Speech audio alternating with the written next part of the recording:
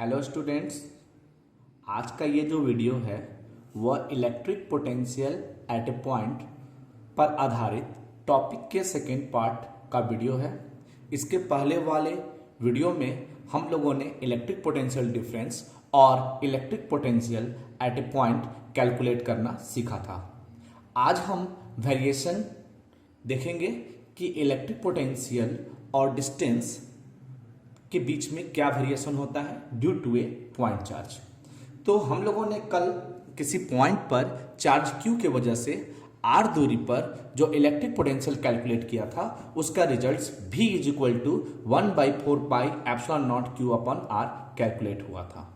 तो ये value constant है फॉर द गिवन मीडियम। अगर चार्ज भी कांस्टेंट हो तो ये पूरा रिजल्ट कांस्टेंट होगा। तो इस तरह हम देखते हैं कि जो V होता है वह R के इन्वर्सली प्रोपोर्शन होता है। इस चीज को हम लोगों ने इसके पहले वाले लेक्चर वीडियो में समझ रखा था। अब क्या होता है कि जैसे जैसे डिस्टेंस को हम बढ़ाते हैं वैसे वैसे पोटेंशियल का वैल्यू सोर्स चार्ज से घटता चला जाता है। अब देखिए, हम लोगों ने पहले से जान रखा है कि इलेक्ट्रिक पोटेंशियल एक स्केलर क्वांटिटी है। तो जब स्केलर क्वांटिटी होगा तो जब चार्ज के बारे में बात होगी तो चार्ज या तो पॉजिटिव होते हैं या तो निगेटिव होते हैं। यदि चार्ज पॉजिटिव होगा तो पोटेंशियल भी पॉजिटिव होगा। If Q greater than 0 then V also greater than 0। अगर Q निगेटिव होगा तो V भी निगेटिव होगा। Q लेस देन 0 होगा तो V भी लेस देन 0 होगा। तो वैसे स्थिति में ग्राफ के वेरिएशन में कुछ चेंजिंग आएंगे। तो सबसे पहले हम Q को पॉजिटिव लेकर चलते हैं। जब Q पॉजिटिव होता है तो V आल्सो भी पॉजिटिव।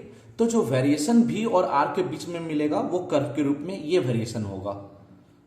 जैसे y inversely proportional to 1/x हो जाए और y और x के बीच में अगर इनवर्सली रिलेशन देखा जाए तो कर्व इस रिलेशन के आधार पाएगा। तो इस तरह V और R को इस रिलेशन इस कर्व के आधार पर हम दर्शा सकते हैं।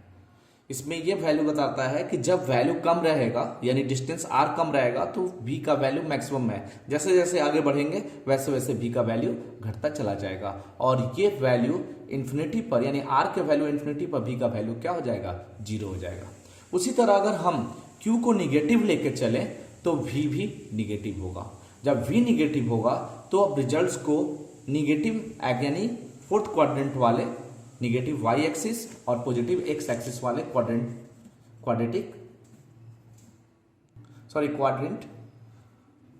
में रिप्रेजेंट कर सकते हैं। यानी फोर्थ क्वाड्रेंट में इस तरह रिप्रेजेंट कर सकते हैं। कैसे? यहां पर भी variation V inversely proportional to R है। तो ऐसी स्थिति में भी ग्राफ का जो वेरिएशन होगा वो पहले वाले की तरह ही मिलेगा, बस हमारा जो क्वाड्रेंट है वो चेंज कर गया। पॉजिटिव के लिए फर्स्ट क्वाड्रेंट और जब निगेटिव आएगा तो फोर्थ क्वाड्रेंट को चूज करके सॉल्व करेंगे। तो इस तरह हमारा वेरिएशन V और R के बीच में हुआ। अब हम लोग ये देखते हैं कि इलेक्ट्रिक फील्ड और इलेक्ट्रिक पोटेंशियल का साथ में वेरिएशन विथ डिस्टेंस R। तो जैसे हम लोगों ने इलेक्ट्रिक फील्ड में भी पढ़ रखा था, जो भी वेरिएशन हो रहा था वो इसी फॉर्म में मिल रहा था, लेकिन वहां पर जो रिलेशन था वह इनवर्सली प्रोपोर्शनल R² के था, वो इलेक्ट्रिक फील्ड। तो जरा हम देखते हैं इलेक्ट्रिक फील्ड का जो फॉर्मूला होता है for a point charge 1/4 pi epsilon naught Q upon R²। तो इसमें हम लोग देखा है E inversely proportional 1 upon R² हो जाएगा। अगर उसी तरह V की बात करें तो V में हम लोगों ने देख रखा है 1/R हो गया। तो जब दोनों को एक ही ग्राफ को हम सॉल्व करते हैं तो देखिए वेरिएशन कुछ इस तरह मिलता है। ब्लू वाले पेन से जो बना हुआ है वो पोटेंशियल को रिप्रेजेंट कर रहा है एट ए पॉइंट, और रेड वाले पेन से जो बना हुआ है वो electric field intensity at a point due to a point charge. तो अब हमारा क्या है कि ये जो रिप्रेजेंट कर रहा है ये जो वेरिएशन, तो दोनों वेरिएशन में हम ये देख रहे हैं कर्व एक जैसा है, बस हमारा ये जो स्लोप है वो स्लोप में चेंजिंग आ रहा है। तो हम यहां देखेंगे कि ये जो वैल्यू है एक दूसरे को आकर कट कर रहा है, तो कोई ना कोई ऐसा डिस्टेंस होगा जहां E और V एक दूसरे के इक्वल होगा। तो वहां पर हम दोनों को इन दोनों इक्वेशन को डिवाइड किए। जैसे from equation both equation we get E/V is equal to, जब इन दोनों को सॉल्व करेंगे डिवाइड करके तो सारे रिजल्ट्स कट जाएंगे, सिर्फ 1/R बच जाएगा। तो उस तरह हम प्राप्त करेंगे कि E का जो वैल्यू है वो V अपॉन R के इक्वल हो गया। यानी ये तो एक रिलेशन को भी रिप्रेजेंट कर रहा है कि इलेक्ट्रिक फील्ड इंटेंसिटी और इलेक्ट्रिक पोटेंशियल में क्या रिलेशन है। अगर हम आर के वैल्यू को 1 रखें तो देखेंगे क्या कि ई और भी का वैल्यू एक दूसरे के क्या होता है, इक्वल हो जाता है। तो वो यूनिट डिस्टेंस पर, यानी अगर 1 यूनिट लें कोई चार्ज से, तो वहां पर जो इलेक्ट्रिक फील्ड का मैग्नीट्यूड आएगा वही इलेक्ट्रिक पोटेंशियल का भी वैल्यू प्राप्त होगा। अब ग्रुप ऑफ चार्ज की वजह से किसी पॉइंट पर अब हम इलेक्ट्रिक फील्ड इंटेंसिटी कैलकुलेट करना सीखते हैं। तो इसके लिए फिर से हमें सुपरपोजिशन प्रिंसिपल ही यूज करना पड़ेगा। जैसे हमने एक पॉइंट P मान लिया, अब इस पॉइंट के सराउंडिंग में बहुत सारे वेरियस चार्जेस प्रेजेंट है। सपोज दैट n चार्ज इसके सराउंडिंग में प्रेजेंट है, Q1, Q2, Q3, Qn।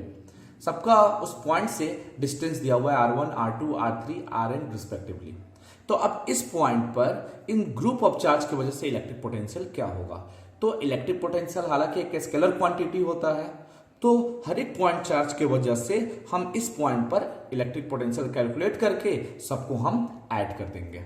तो इस तरह हम लिख सकते हैं, by superposition principle the electric potential at a point due to group of point charges is algebraic sum of all the electric potential at that point due to all individual charges। यानी जितने भी charges हैं सबका potential calculate कर लीजिए और सारे potential को जोड़ दीजिए, वही पोटेंशियल उस गिवन पॉइंट P पर आपको नेट इलेक्ट्रिक पोटेंशियल को दर्शाएगा। तो इस तरह मान लिया Q1 की वजह से यहाँ पर पोटेंशियल V1 हुआ, Q2 की वजह से पोटेंशियल V2 हुआ, Q3 की वजह से पोटेंशियल V3 हुआ, Qn की वजह से Vn हुआ। तो results V is equal to जो नेट आएगा V1 plus V2 plus V3 plus dot dot dot Vn होगा। तो इस तरह हम लिख सकते हैं V बराबर V1 plus V2 plus V3 plus dot dot dot Vn, net electric potential at point P। आप सबके पोटेंशियल को कैलकुलेट करेंगे तो V1 का जो पोटेंशियल होगा Q1 की वजह से जो दूरी R1 है, तो 1/4 pi epsilon not Q1 upon R1। Next के लिए 1/4 pi epsilon not Q2 upon R2। Next के लिए 1/4 pi epsilon not Q3 upon R3। और लास्ट में n के लिए भी यही प्रक्रिया होगी। अब इस तरह हमने देखा कि इसमें 1/4 पाई एप्सिलॉन नॉट यानी जो कांस्टेंट, ये जो टर्म है गिवन मीडियम के लिए वो कांस्टेंट है, तो उसको हम कॉमन ले सकते हैं। तो V is equal to, common लेने के बाद ये टर्म हमारा बच जाएगा। तो अब हम लोग इसको समेशन के रूप में लिख सकते हैं। तो समेशन के रूप में लिखने के लिए इस तरफ फॉर्म में लिखा जा सकता है 1/4 पाई एप्सिलॉन नॉट समेशन 1 से n तक वैरी कर रहा है चार्ज और डिस्टेंस दोनों, तो इसको QI और इसको RI, variation I is equal to 1 to I is equal to n। तो ये हमारा ग्रुप ऑफ चार्ज की वजह से किसी पॉइंट पर इलेक्ट्रिक पोटेंशियल कैलकुलेट करने का नेट रिजल्ट हो गया। तो अब इसी मेथड से हम लोग इलेक्ट्रिक पोटेंशियल कैलकुलेट करेंगे।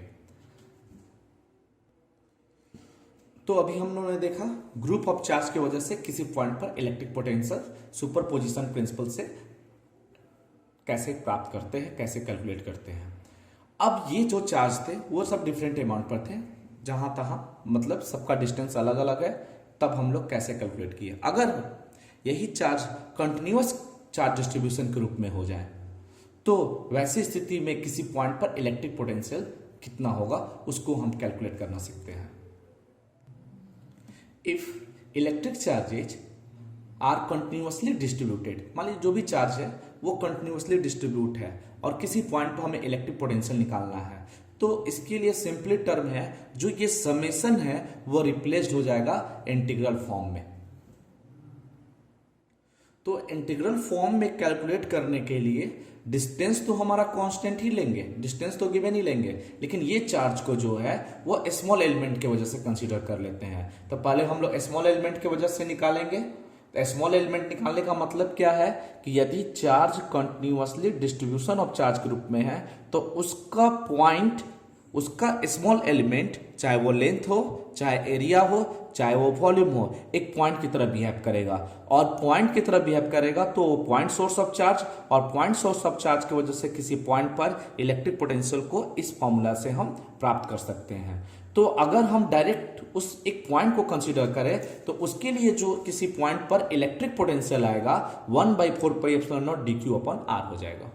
लेकिन पूरे टर्म के लिए निकालना हो तो हमें इंटीग्रेट करना होगा, वो dq अपॉन r होगा। तो ऐसी स्थिति में हम लिख सकते हैं if the charge is continuously distributed the summation of the above expression will be replaced by integration, यानी कि इसका जो इस एक्सप्रेशन का जो समेशन है उसको इंटीग्रेशन से रिप्लेस कर देंगे। जब इंटीग्रेशन से रिप्लेस करेंगे तो q जो है वो dq हो जाएगा, बाकी जो टर्म है वो कांस्टेंट r ही कंसीडर करके चलेंगे।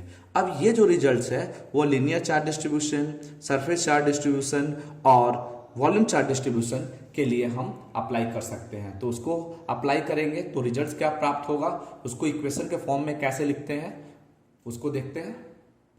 तो लीनियर चार्ज डिस्ट्रीब्यूशन के लिए हमने एक लाइन चार्ज कंसीडर कर लिया जिस पर पॉजिटिव चार्ज यूनिफॉर्मली डिस्ट्रीब्यूटेड है।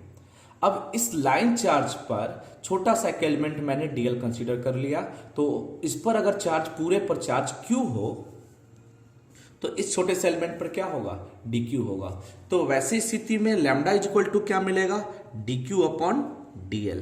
तो dq इज इक्वल टू जो रिजल्ट्स मिलेगा लैम्डा इंटू dl। तो ये एक पॉइंट की तरह बिहेव करेगा, तो इसके वजह से इस पॉइंट पर इलेक्ट्रिक पोटेंशियल निकालेंगे तो वह electric potential dv is equal to क्या रिजल्ट्स देगा, लिख सकते हैं electric potential at point P due to charge element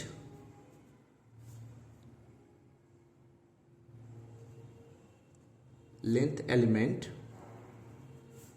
dl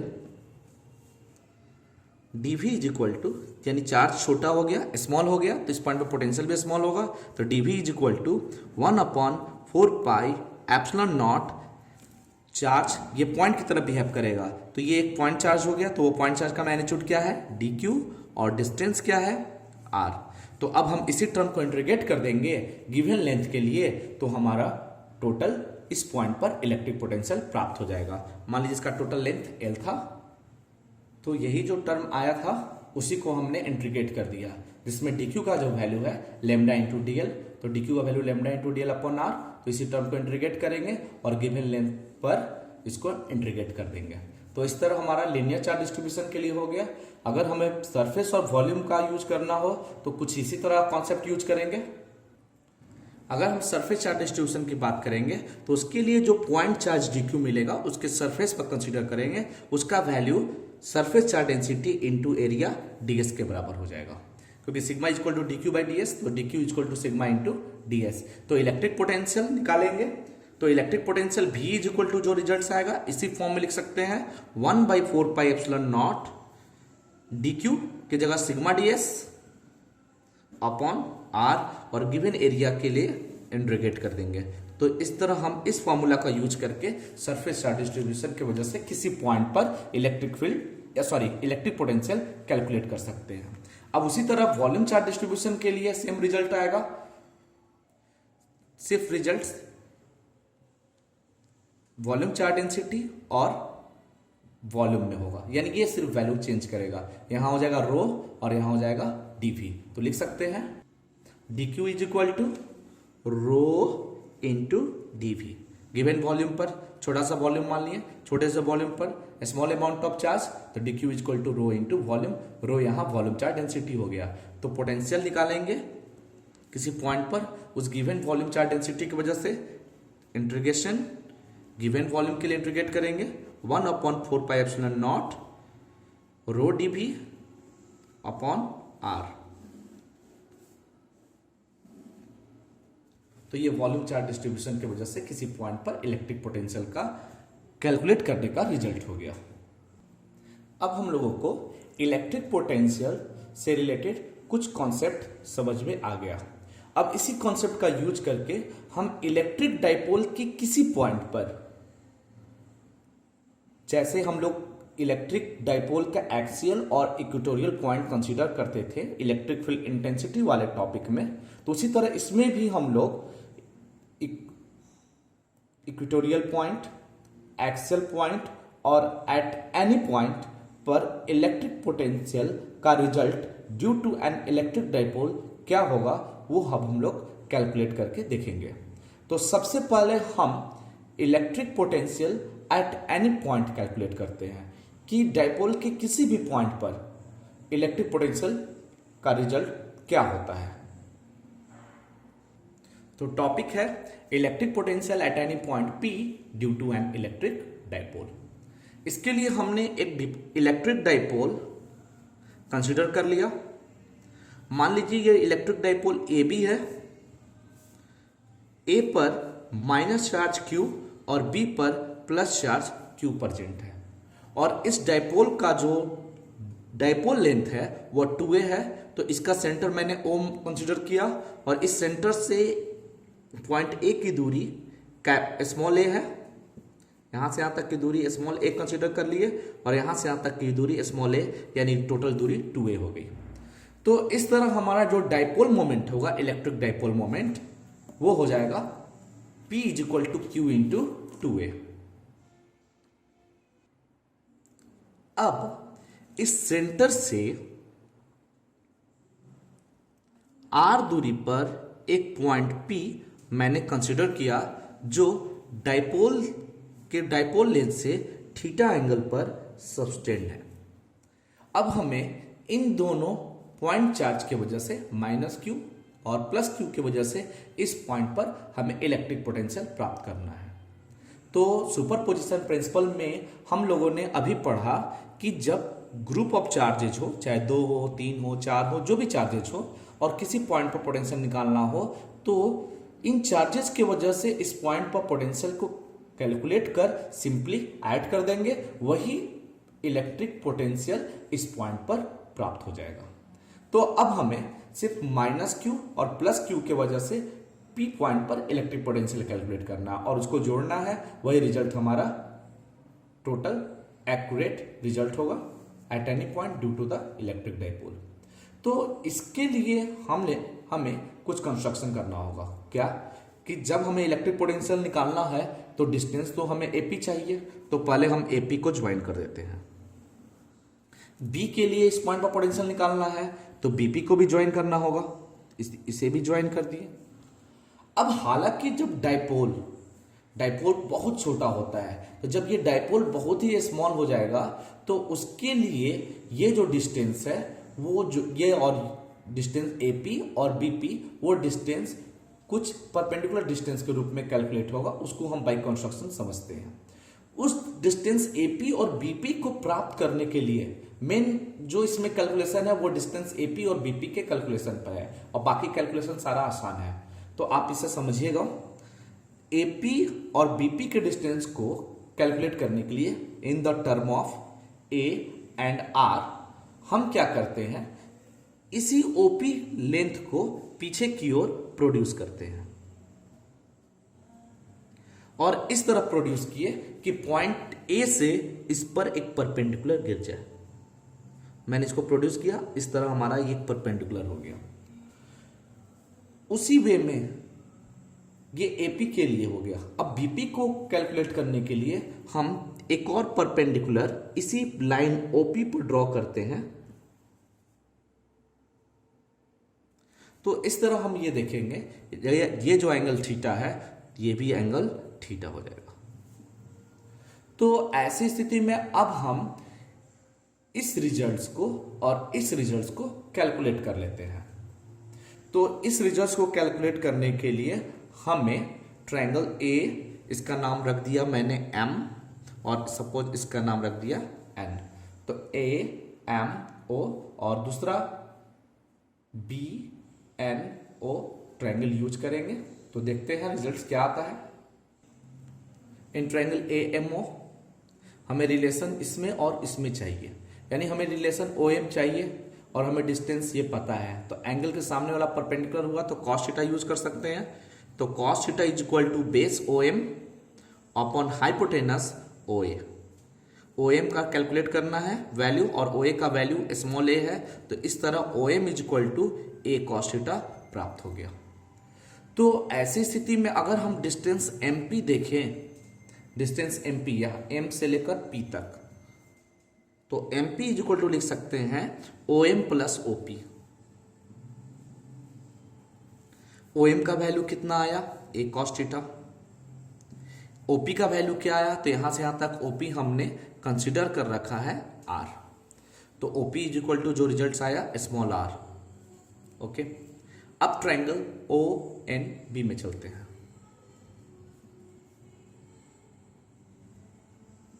अगर ओ एन बी में निकालें तो इसमें भी कॉस थीटा यूज होगा, तो cos theta is equal to B N upon O N, cos theta is equal to sorry base upon hypotenuse, तो O N upon O B होगा, तो O N upon O B, तो O N का जो value हो गया O B cos theta और O B का वैल्यू स्मॉल ए है, तो ये भी रिजल्ट्स ए कॉस थीटा के इक्वल हो जाएगा।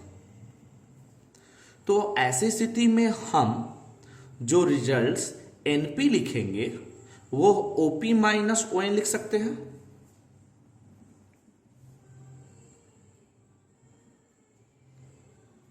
ओपी की वैल्यू आर है, ओपी का वैल्यू पहले से प्राप्त लेट कर चुके हैं आर, और ये वैल्यू हो गया ए कॉस थीटा। तो अब हम एमपी और एनपी कैलकुलेट कर लिए। अब प्रश्न ये उठता है कि इससे क्या रिलेशन है। हमें तो कैलकुलेट करना था एपी और बीपी, और हमने कैलकुलेट किया एमपी और एनपी। तो अब एपी का जो रिलेशन एमपी से है वो कैसे है, इसको हम कुछ अलग फिगर से समझते हैं। उसके लिए हमने अलग से एक फिगर ड्रॉ कर रहा है। तो इस फिगर में हमने 2 point charge minus Q plus Q dipole का जो कंसिडर किया है, यही सी पॉइंट पर हमें इलेक्ट्रिक पोटेंशियल कैलकुलेट करना है।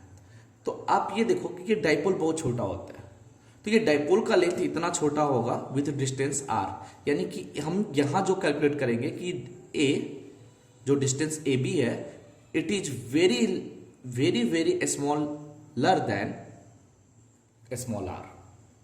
अब मतलब स्मॉल आर से बहुत छोटा हो गया, तो ये यानी ये वैल्यू इसके रिस्पेक्ट में यानी डिस्टेंस ओपी के रिस्पेक्ट में जो ए बी हो गया वो भी बहुत छोटा हो गया, यानी O B much much less than OP. ये जो ए है हम पूरा लेंथ लेंगे तो ये 2a हो जाएगा। अच्छा, अब ये देखते हैं कि अगर ये लेंथ बहुत छोटा हो, सपोज दैट पॉइंट हम छोटा करके देखते हैं, धीरे धीरे हम पास लाएंगे, तो इसको ज्वाइन कीजिए। जब हम इसके सबसे पहले वाले पार्ट की बात करते हैं, अगर हम इसको आगे के ऊपर परपेंडिकुलर लेंगे तो परपेंडिकुलर तो यहां गिरा था, इसके लिए परपेंडिकुलर यहां गिरा था, लेकिन जब ये पॉइंट आएगा, अब सपोज डाइपोल ये हो गया तो परपेंडिकुलर यहां आया, इसके लिए परपेंडिकुलर यहां आया।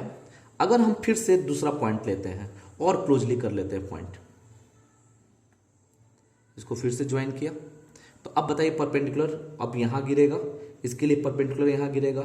इसी तरह और भी नजदीक क्लोजली ले जाए, तो अगर हम इसको ज्वाइन करेंगे इस तरह, तो आप बताइए परपेंडिकुलर कहां होगा। ये इसका परपेंडिकुलर ओ के बहुत क्लोजली हो जाएगा और इसका परपेंडिकुलर भी ओ के काफी क्लोजली हो जाएगा। तो इस तरह का डाइपोल बहुत छोटा होगा तो ये जो परपेंडिकुलर गिर रहा है वो पॉइंट ओ के काफी क्लोजली हो जाएगा। और किसी पॉइंट का जो हम डिस्टेंस लेते हैं ऑलवेज परपेंडिकुलर डिस्टेंस लेते हैं, तो वैसी स्थिति में जो एपी का जो लेंथ होगा, जब डाइपोल छोटा होगा तो एपी का जो लेंथ होगा वह अप्रॉक्स इक्वल होगा, ये हमने एम मान रखा था, तो एमपी के डिस्टेंस के इक्वल हो जाएगा।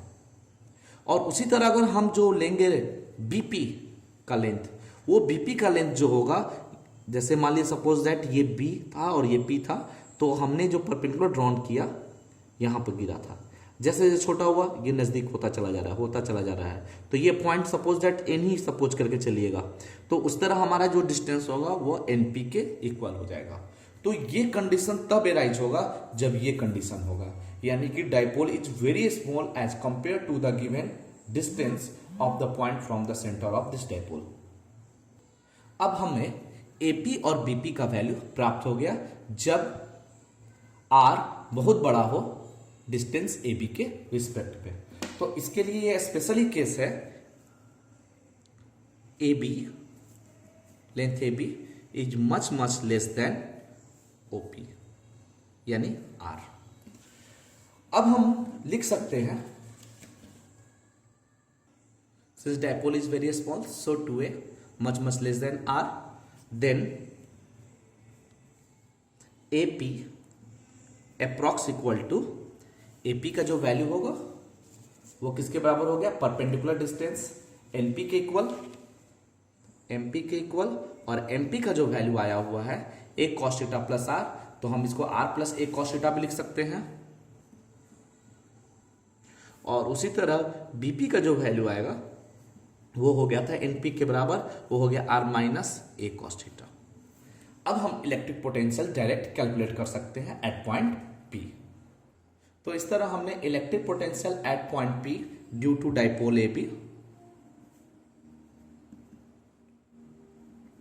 AB के लिए V is equal to V minus, यानी potential due to minus Q charge at P, plus V plus मतलब potential due to plus Q charge, यानी माइनस चार्ज की वजह से इस पॉइंट के पोटेंशियल को मैंने V माइनस से रिप्रेजेंट किया, और प्लस की वजह से इस पॉइंट के लिए V प्लस लिखा। तो अब वैल्यू क्या आ सकता है, तो V is equal to 1/4πε0, result आएगा चार्ज माइनस है तो माइनस लेंगे अपॉन डिस्टेंस AP। दूसरे का जो रिजल्ट है 1/4πε0, और ये चार्ज प्लस था Q था, और इसका डिस्टेंस हो गया BP। तो V इज इक्वल टू इसमें कॉमन आ गया 1/4πε0, Q भी कॉमन है, तो यहां पर जो प्लस वाला वैल्यू है उसको हम पहले लिख लेते हैं। तो BP का जो वैल्यू आ चुका है R minus A cos theta, और ये माइनस हो गया 1 अपॉन AP का जो वैल्यू है वह R plus A cos theta.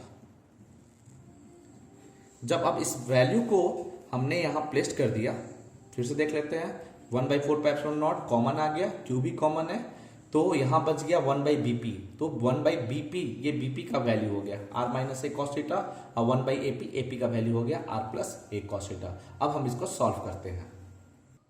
जब हम इसको सॉल्व करेंगे तो ये टर्म एलसीएम के रूप में मल्टीप्लाई में आ गया, R plus A cos theta ऊपर में चला जाएगा, R minus A cos theta इधर चला जाएगा, जिसको मैंने ब्रैकेट में ले रखा है। ब्रैकेट माइनस हटाएंगे तो ये माइनस प्लस हो जाएगा, और ये आर माइनस हो जाएगा, और इसको a माइनस बी और a प्लस बी के फॉर्मूला पर तोड़ेंगे तो R square minus A square cos square theta हो जाएगा। तो इस तरह plus R minus R cancel out हो गया, और a कॉस थीटा ऐड हो गया 2a कॉस थीटा, और रिजल्ट बाकी उसी फॉर्म में हो गया। अब हम Q और 2a को एक साथ लाएंगे तो वो result electric dipole moment P के बराबर हो जाएगा। तो इस तरह हम लिख सकते हैं 1/4πε0 Q इंटू 2a P बन गया, तो P cos theta upon R square minus A square cos square theta. यहां मेंशन कर देते हैं where P is equal to Q into 2a। तो इस तरह हमें electric potential at any point due to an electric dipole with distance r from its centre ये result प्राप्त हो गया। अब इसके कुछ स्पेशल केस को देखेंगे। तो स्पेशल केस में हम एक्सियल और इक्वेटोरियल पॉइंट को दर्शाएंगे कि एक्सियल और इक्वेटोरियल पॉइंट पर इलेक्ट्रिक पोटेंशियल का वैल्यू क्या होता है। तो एक्सियल पॉइंट के लिए थीटा जो होगा वो 0 डिग्री हो जाएगा, क्योंकि डाइपोल के एक्सिस के अलोंग ही लाइज करेगा, तो थीटा 0 डिग्री हो जाएगा। तो यहां 0 डिग्री प्लेस करेंगे। So V is equal to 1/4πε0 P cos 0 degree upon R square minus A square cos square 0 degree. तो cos 0 1 हो गया। तो इस तरह V इज इक्वल टू जो रिजल्ट बचा 1/4πε0 P upon R square minus A square. तो एक्सियल पॉइंट के किसी पॉइंट पर ये डाइपोल के किसी पॉइंट पर इलेक्ट्रिक पोटेंशियल का रिजल्ट हो गया with distance r from its centre. अब हम केस 2 में इक्वेटोरियल पॉइंट का देखते हैं। तो इक्वेटोरियल पॉइंट के लिए थीटा 90 डिग्री हो जाएगा।